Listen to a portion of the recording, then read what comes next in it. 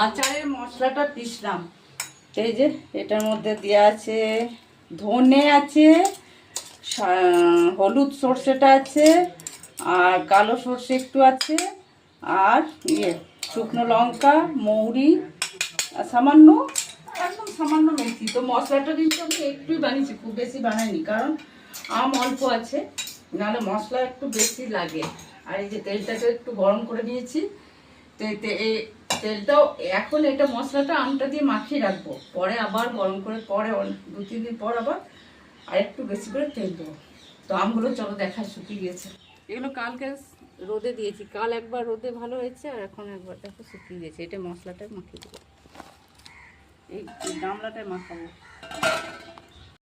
যে আমগুলো এইটাই ঢেলে নিই, ওটা ভালো করে কিন্তু পরিষ্কার করতে হবে যেন জল না থাকে, জল থাকলে মুশকিল।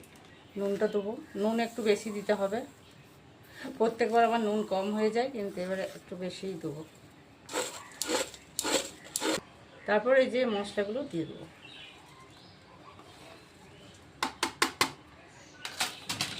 তেলটা দিলাম, তেল কিন্তু এখন অল্প দিলাম, তেল এখনও অনেক লাগবে। এটা এখন আর কি মাখানোর জন্য দিলাম। প্রথমে একটু এরকমভাবে নেবো, তারপর ভালো করে মাখিয়ে যাবে। আর একটু সামান্য হলুদ দিতে হবে, হলুদটা দিতে আমি তখন ভুলে গেছি।